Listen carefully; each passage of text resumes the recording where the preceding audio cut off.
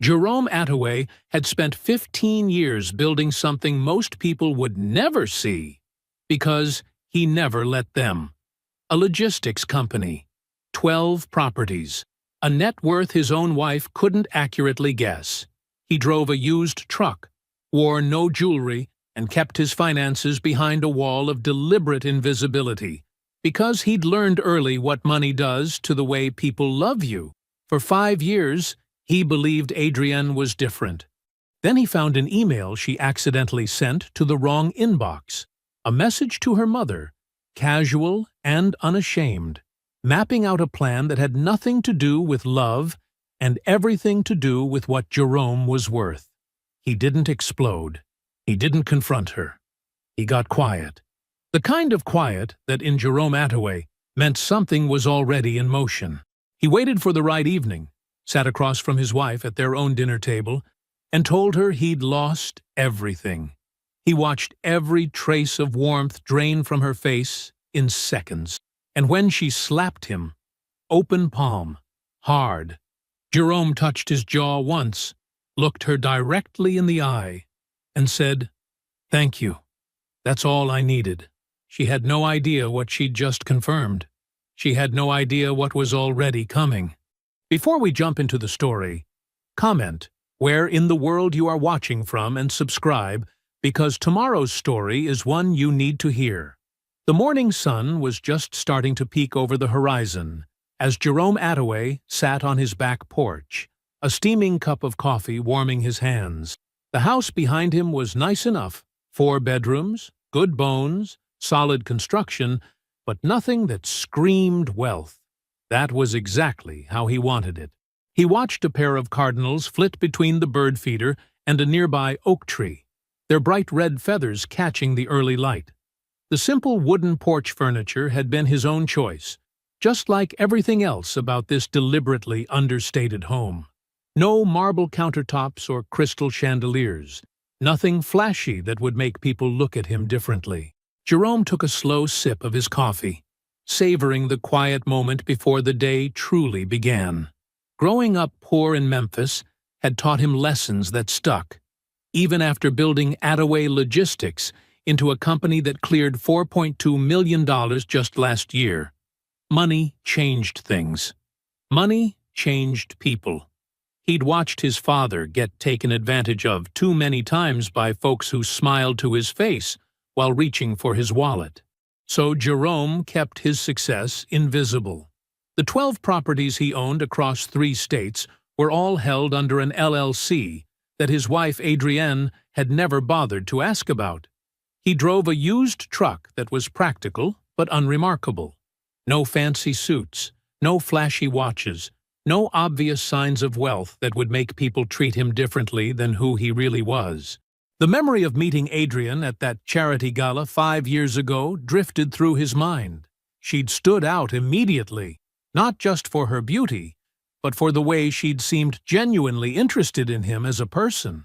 While other women at these events usually angled for hints about his finances, Adrienne had asked about his dreams, his vision for the future.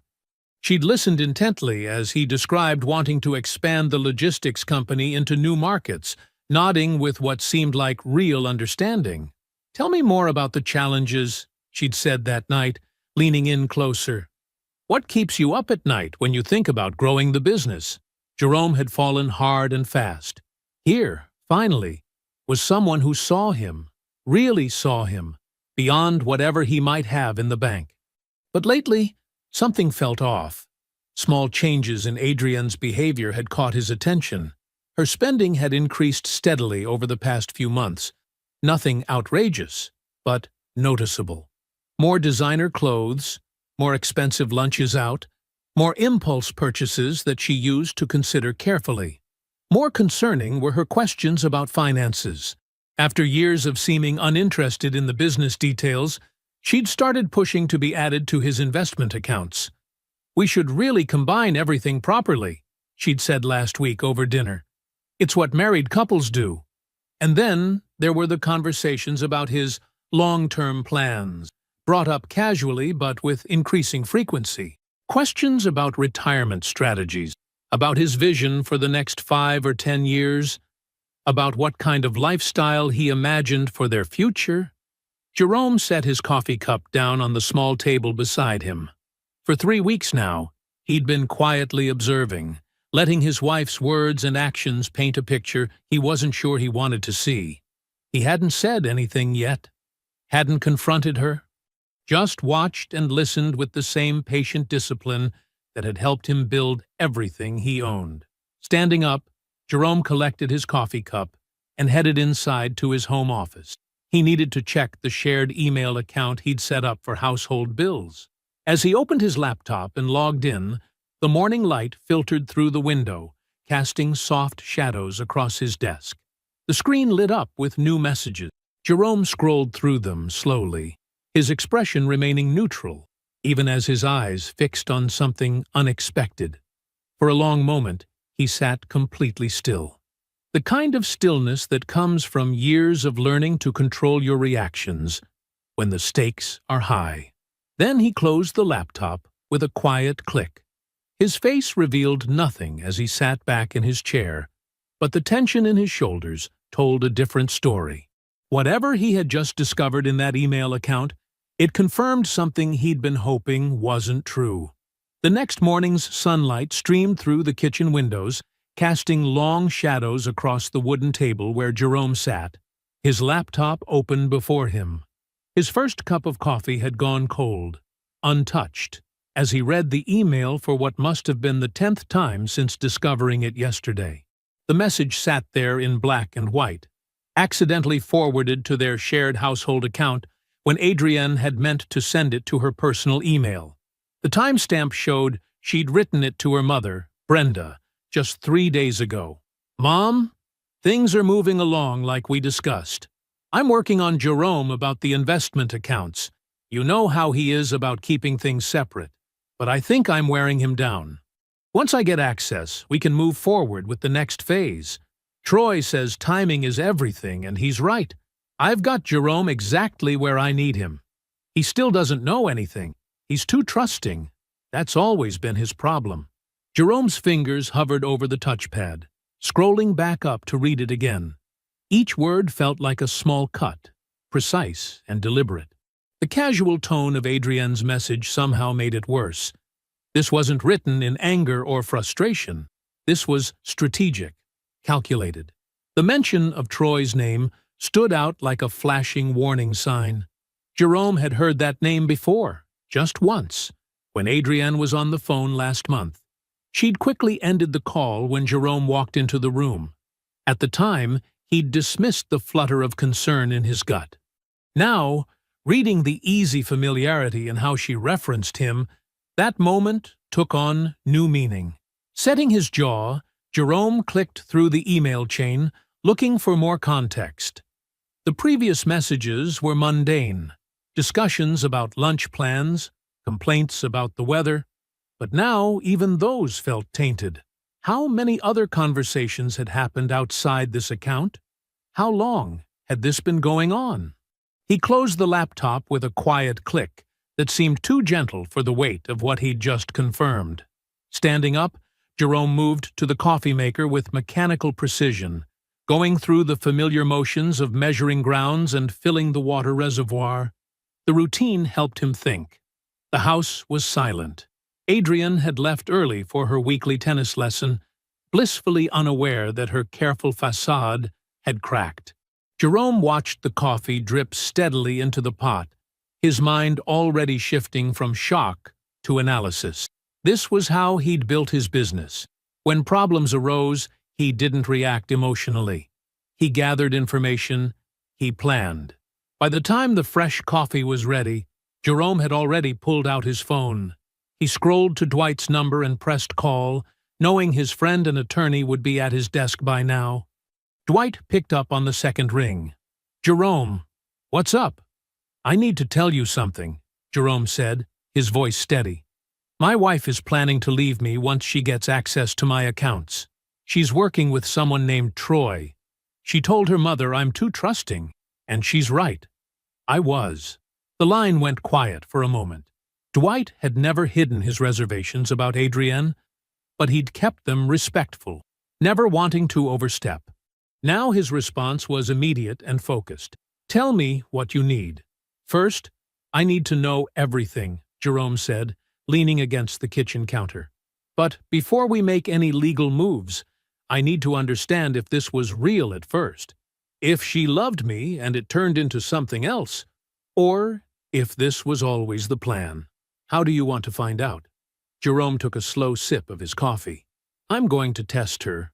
Something clear and simple that will show me exactly who she is." "You've got something in mind?" "Getting there," Jerome replied.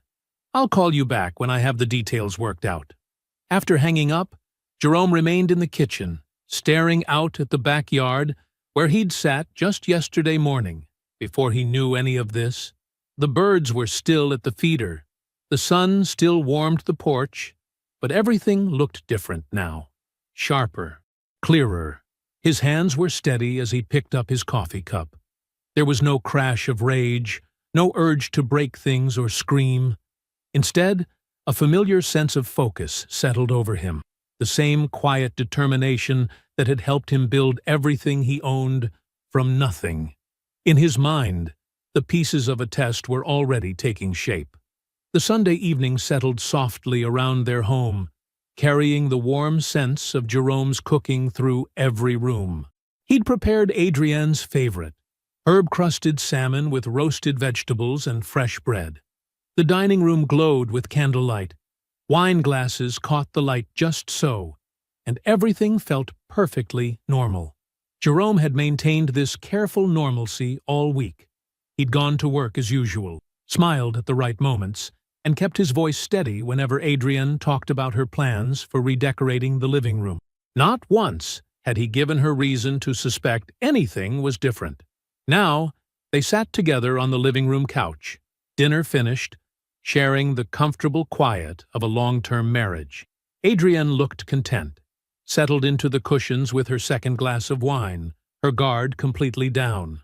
Jerome watched her for a moment, noting how she twisted her wedding ring, a habit she'd developed lately. His own hands were steady as he set down his coffee cup.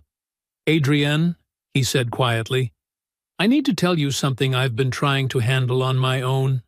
She turned toward him, eyebrows lifting slightly. "What is it, honey?" Jerome kept his voice even, measured. "The company's in trouble. Serious trouble." "What do you mean, trouble?" Her spine straightened slightly. "We lost the federal contract, the one that makes up 40% of our revenue. There's a dispute about terms, and while we fight it, they've suspended all payments." He paused, watching her face. "That's not all. Morrison Industries pulled out completely yesterday. They're taking their business to a competitor." The warmth in Adrienne's expression began to fade, replaced by something harder to read. "How bad is it?" "Bad enough that I might lose everything," Jerome said softly. "The company, the house, most of our savings. I've been trying to find solutions, but—" He shook his head. "It could take years to rebuild." Her wine glass settled onto the coffee table with a sharp click. "Everything?" Her voice had changed, the gentle concern replaced by something sharper. "What exactly do you mean by everything?" Jerome noticed what she didn't ask. If he was okay? If he needed support? If they could face this together? Instead, her eyes darted around the room as if already cataloging what might be lost. "The properties would have to be sold to cover the business debts," he continued.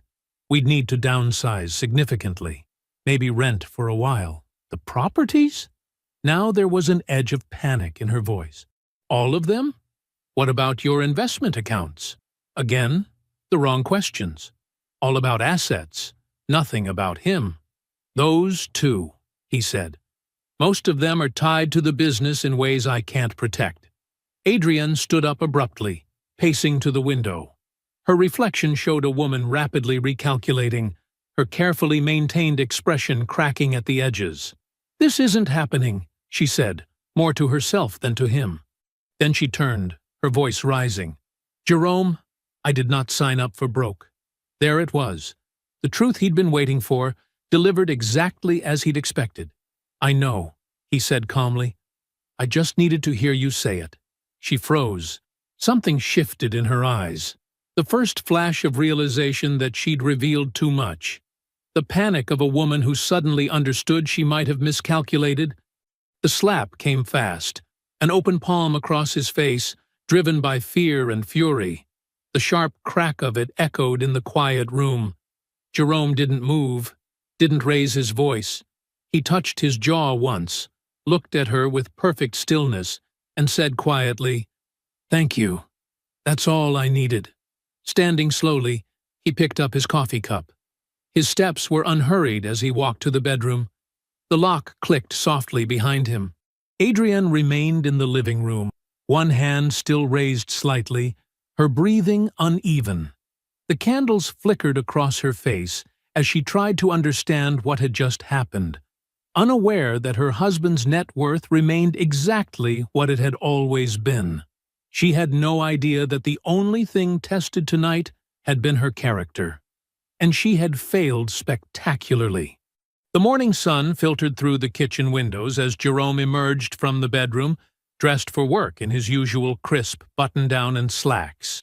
He'd slept little, but his movements were measured and controlled as he headed for the coffee maker.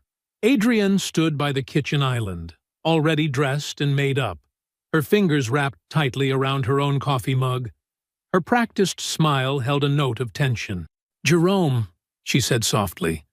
"About last night?" She set her mug down, taking a careful step toward him. "I overreacted. The stress of what you told me, it was just so unexpected. I never should have." She gestured vaguely at his face. "I'm so sorry." Jerome poured his coffee with steady hands, noting how she watched him, waiting to gauge his response. He turned to face her, his expression calm and open. "I understand," he said, his voice gentle. "Actually, I need to apologize too. I shouldn't have dumped all that on you without warning." He took a slow sip of coffee. "And I may have overstated the situation." Adrienne's shoulders visibly relaxed. "What do you mean?" "I spoke to some colleagues late last night," Jerome explained, the lie smooth and practiced. "The contract dispute isn't as severe as I initially thought. We have options I hadn't considered." He shook his head. "I let my fears get the better of me. I'm sorry I worried you unnecessarily." The relief that washed over Adrienne's face was almost theatrical. She stepped forward, wrapping her arms around his waist. "Oh, thank God," she breathed. "I was so worried about us, about our future." Jerome returned the embrace, noting how she said our future instead of you. His arms felt wooden around her, but his voice remained warm. "Everything's going to be fine." She pulled back, smiling up at him. "I love you." "Love you too," he replied, the words hollow in his mouth. An hour later, Jerome sat in Dwight's office, his coffee now cold and forgotten on the desk between them. The morning light cast long shadows across the polished wood as he finished explaining everything. The test, the slap, the morning's performance. Dwight leaned back in his chair, his expression grave. "So we're past the testing phase." "We are," Jerome confirmed. "I need to know everything. Bank records, phone records, email accounts, anything legal that tells me how deep this goes and how long it's been planned." Dwight nodded, already reaching for his phone. "I know someone. Sandra Mitchell, private investigator, methodical, discreet, extremely thorough. She specializes in cases like this." While Dwight made the call, Jerome dialed Nadia Cross. His accountant answered on the second ring. "Nadia," he said, "I need you to begin restructuring my asset holdings. Everything by the book, fully documented, but I need maximum protection if divorce proceedings begin." "Understood," she replied without hesitation. "I'll start with the property LLCs and work through the business holdings systematically." "When do you need the initial paperwork?" "By the end of the week. You'll have it tomorrow." Jerome ended the call as Dwight finished with Sandra. "She can start immediately," Dwight said. "But Jerome, are you sure you can maintain at home? This could take weeks."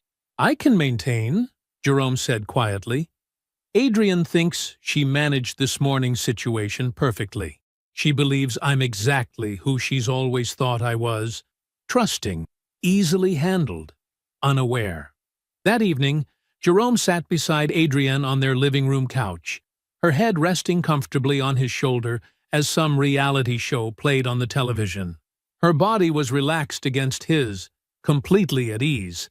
She had no idea that Sandra Mitchell was already beginning her investigation, or that Nadia was restructuring millions in assets with surgical precision.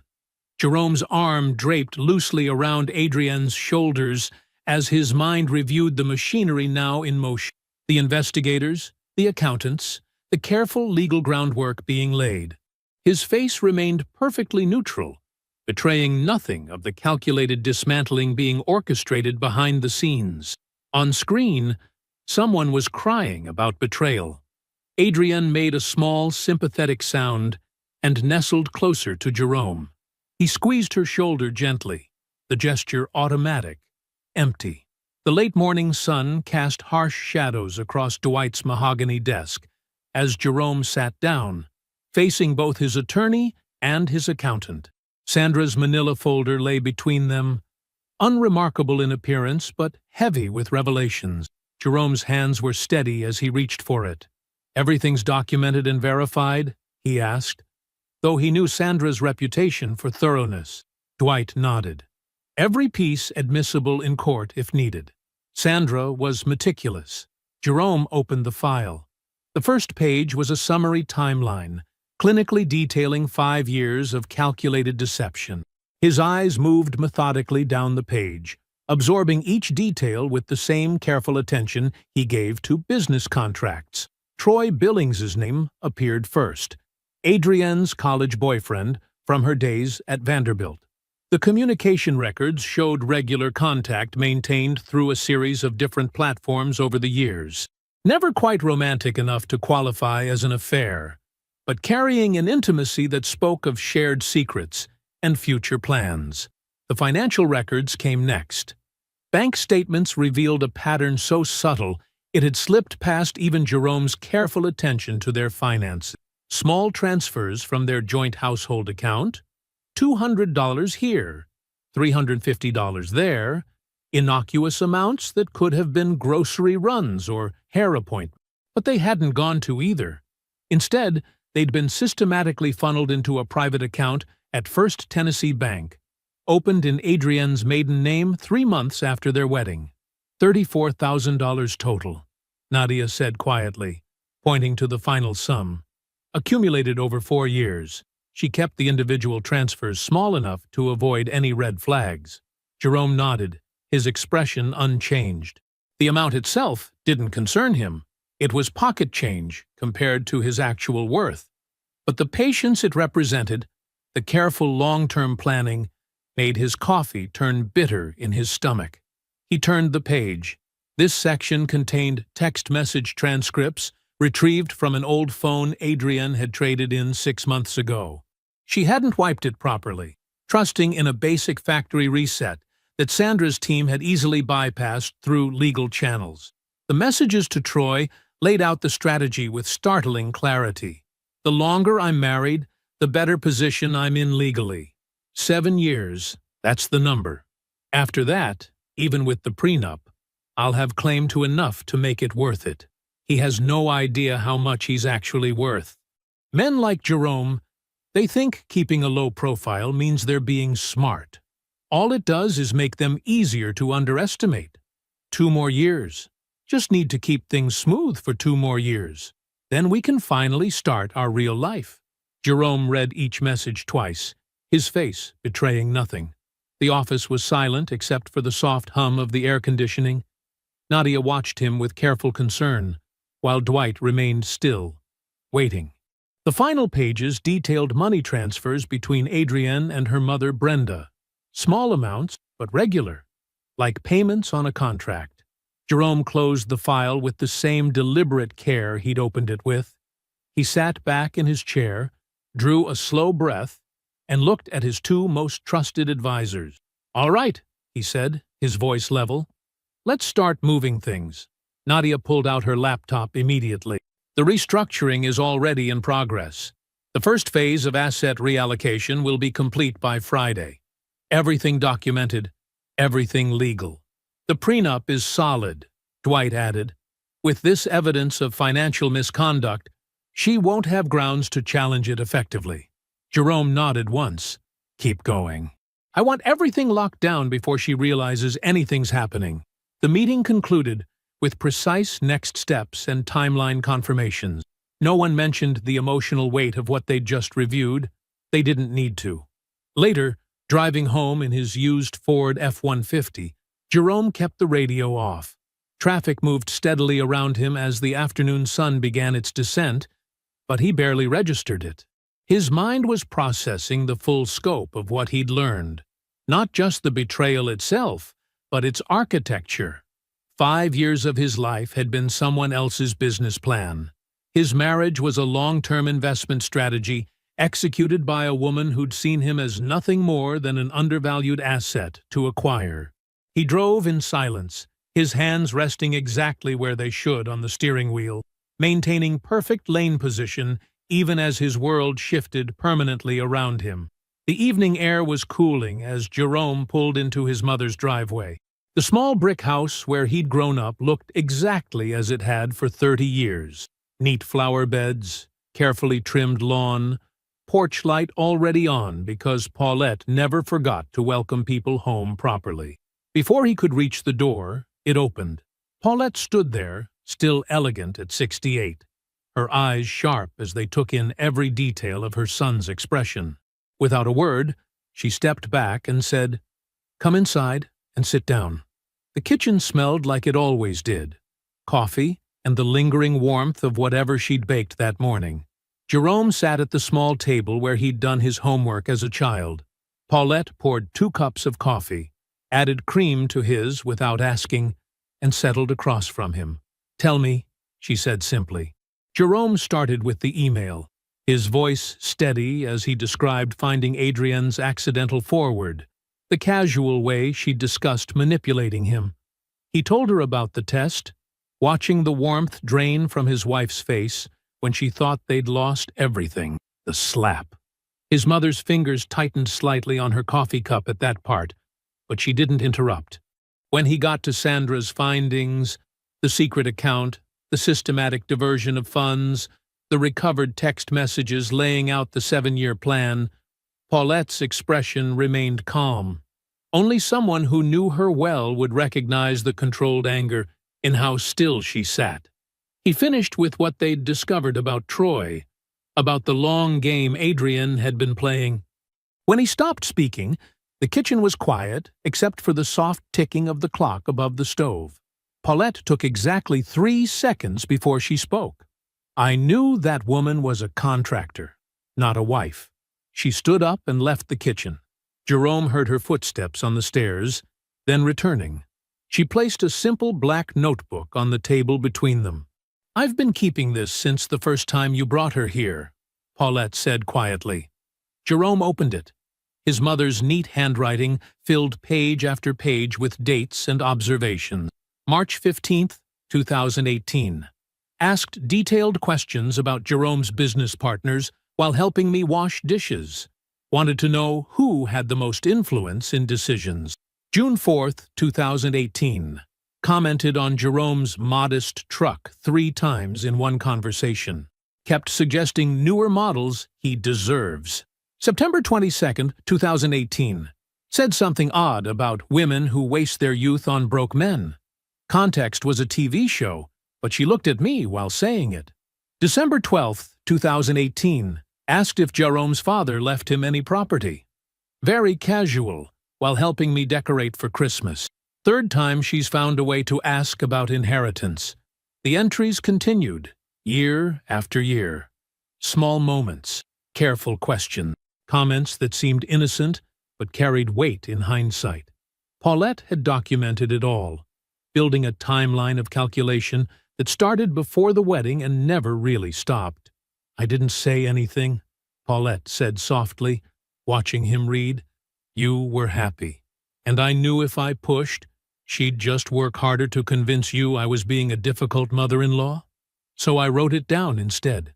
Figured someday, either I'd be wrong and could burn this notebook with joy, or you'd be right, and I'd need to see it, Jerome finished, turning another page.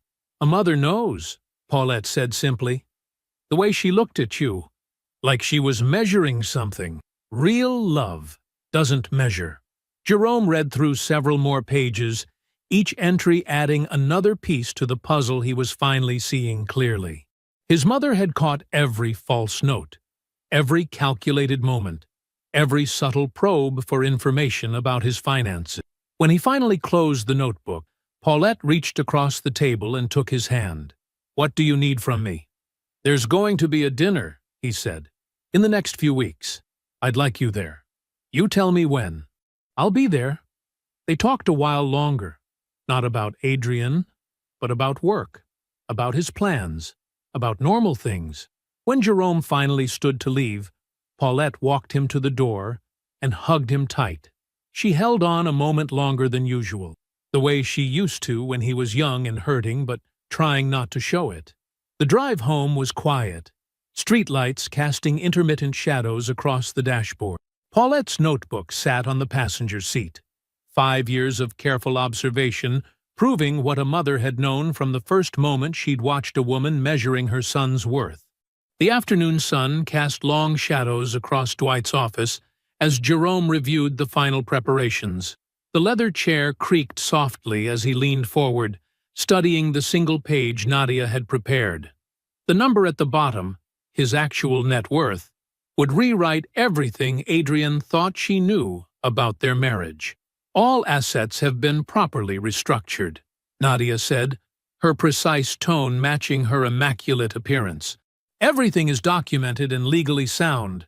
The timing works perfectly with the prenuptial terms."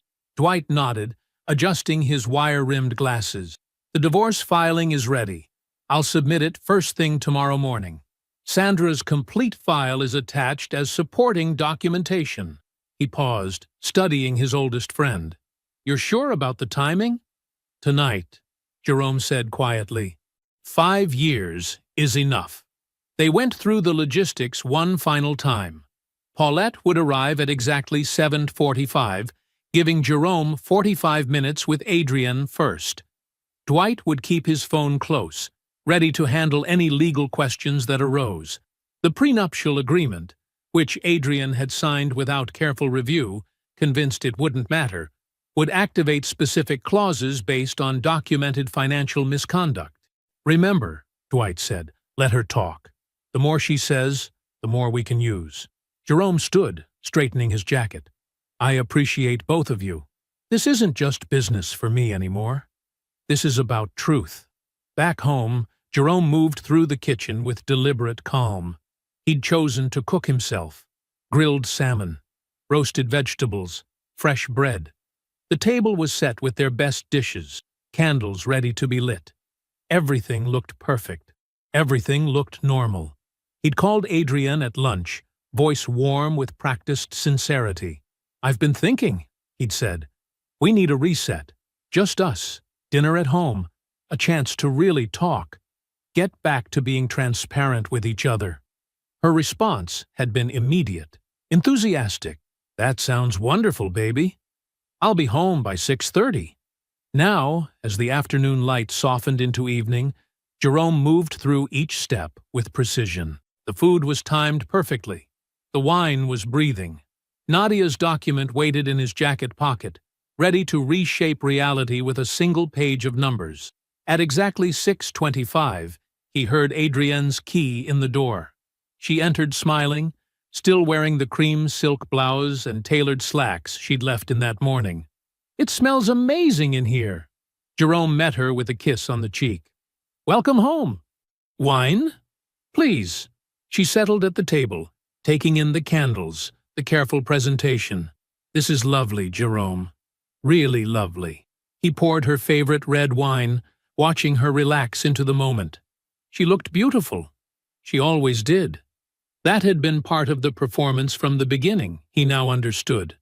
Every detail calculated for maximum effect. They began eating, the conversation flowing easily. Jerome asked about her day, listened to her stories about client meetings and lunch plans. She was animated, engaged, completely at ease. She had no idea that Sandra had documented every meeting, every lunch, every carefully orchestrated interaction that advanced her longer game. The salmon was perfect, the vegetables roasted just right. Jerome watched Adrienne take small, elegant bites, sipping her wine between comments about how nice this was, how they needed more evenings like this. Each word landed differently now that he knew their weight. At 7:30, right on schedule, Jerome refilled their wine glasses. Adrienne was fully relaxed now, cheeks slightly flushed, gesturing as she told a story about her afternoon.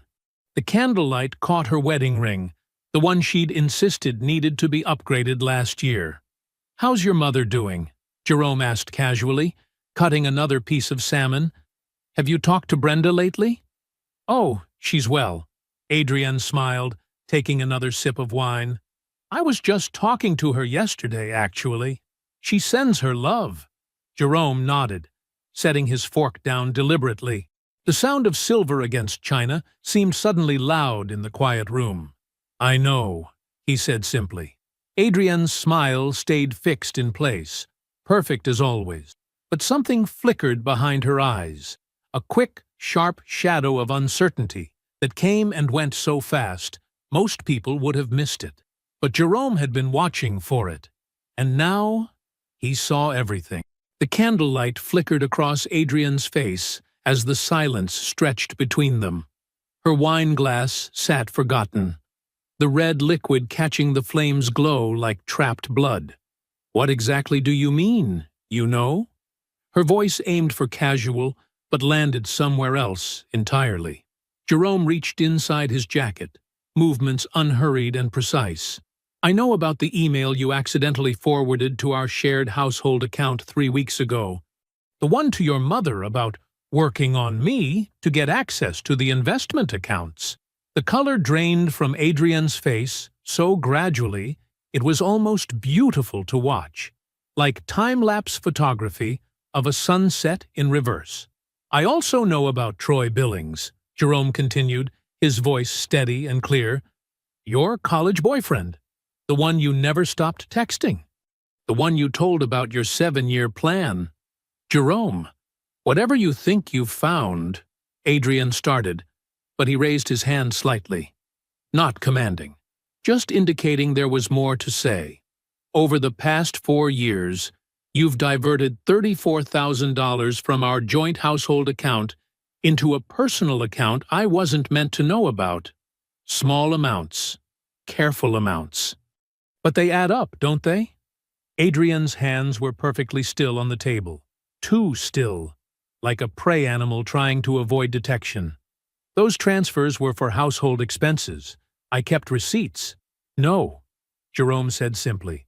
"They weren't." He removed the single page from his jacket and placed it on the table between them. "This is what I'm actually worth, Adrienne. The real number, not the one you've been trying to calculate for 5 years." She stared at the document. Her eyes widened slightly as she processed the figure at the bottom. Her lips parted, but no sound came out.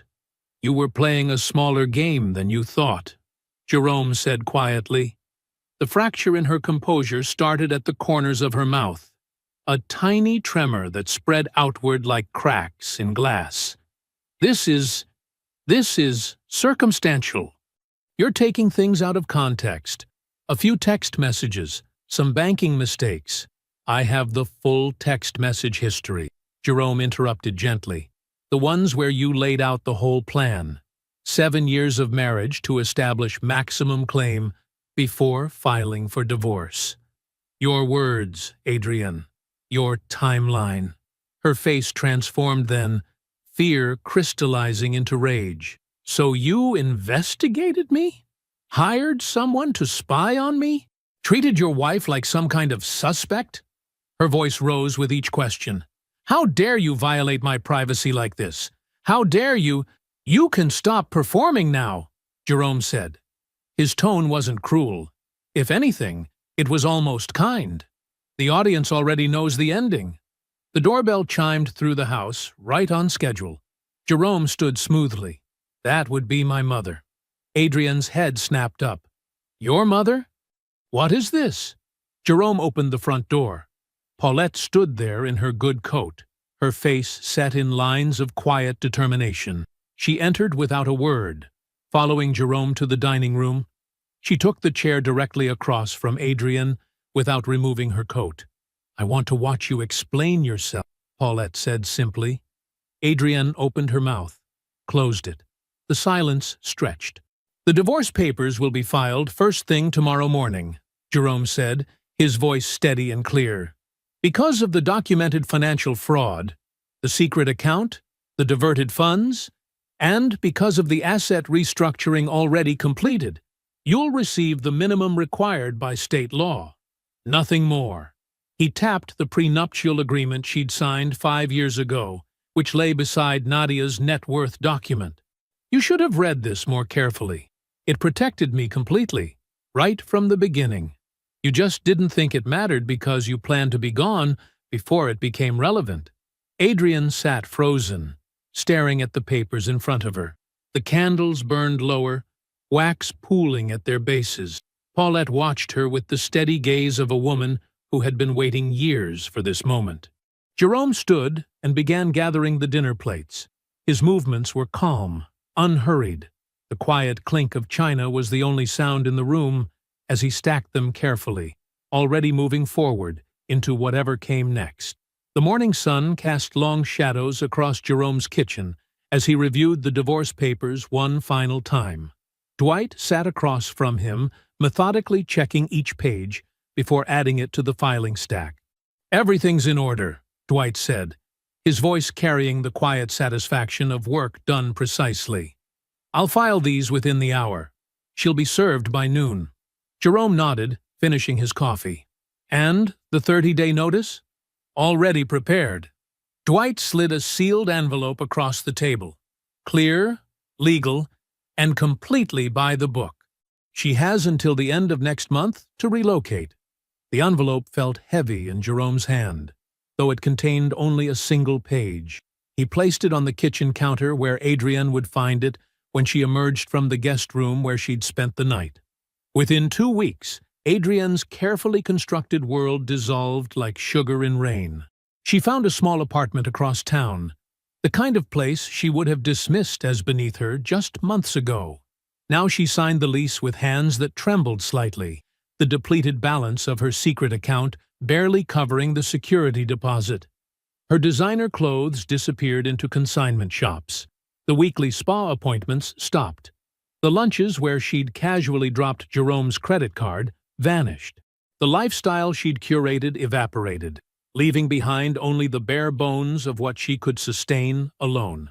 Troy Billings, when faced with an Adrian who exited her marriage with far less than planned, proved exactly as loyal as Jerome expected. His texts grew shorter, his calls less frequent. When she finally reached him directly, his voice carried the distant politeness of a man backing away from a bad investment. I just think it's best if we take some space, he said. You understand? The line clicked dead before she could respond. On a Wednesday morning, Brenda Fowler's number appeared on Jerome's phone. He answered, settling into his office chair. Jerome, please, Brenda began, her voice thick with practiced maternal concern. You have to understand. We never meant to hurt you. Adrian loves you in her way. She's young, she made mistakes, but destroying her like this? Taking everything? That's not the man I know you to be. He let her continue, listening as she cycled through guilt.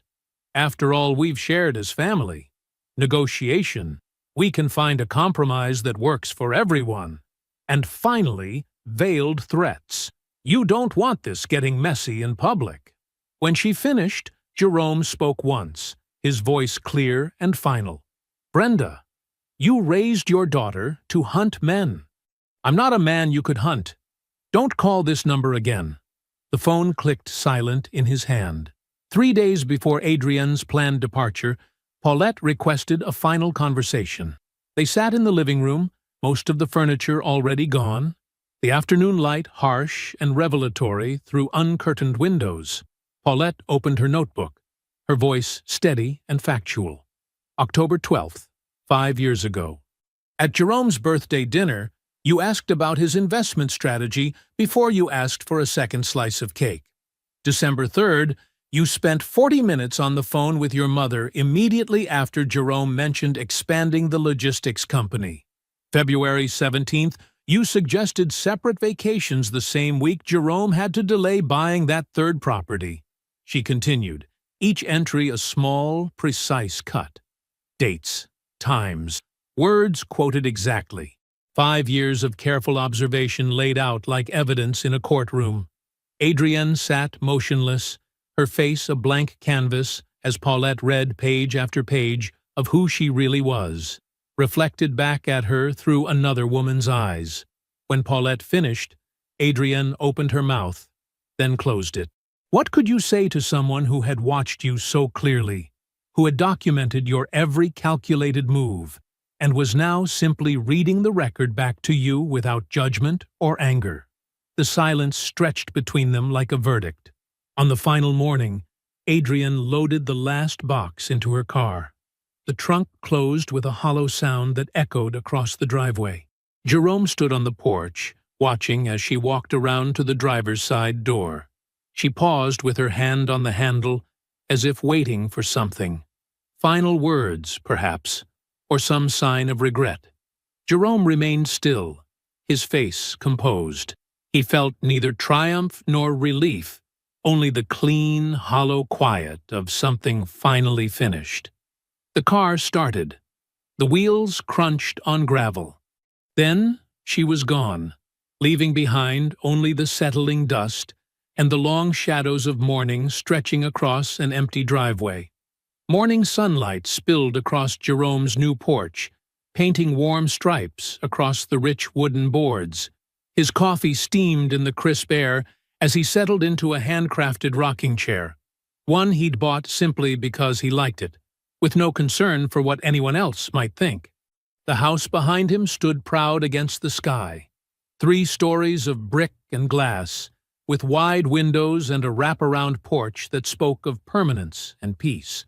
It was everything his old house wasn't, not deliberately modest, not carefully understated, but honestly reflective of the life he'd built, the kind of home he'd always wanted but had been afraid to claim, fearing what visible success might attract.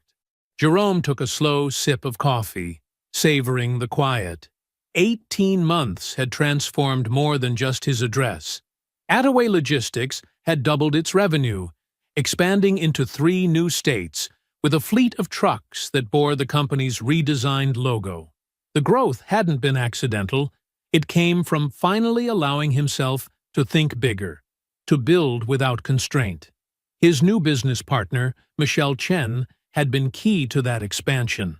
She'd approached him at a logistics conference with sharp questions and sharper insights, challenging his assumptions about market penetration in ways that made him sit up and take notice. Their partnership was everything his marriage hadn't been: professional, mutually respectful, and rooted in shared vision rather than hidden agendas. The dating scene had surprised him most of all. He'd met Catherine at a community investment forum where they were both speaking about sustainable urban development. She'd argued with his points about traffic flow patterns, completely unimpressed by his presence and entirely focused on the issues at hand. It wasn't until their third date, sharing plates at a small Vietnamese restaurant, that he finally mentioned his actual financial position. Catherine had paused with her chopsticks halfway to her mouth, considered the information for exactly 2 seconds, then asked, "Have you seen that new documentary about urban beekeeping? The one about rooftop hives?" They'd spent the next hour debating the feasibility of citywide pollinator corridors.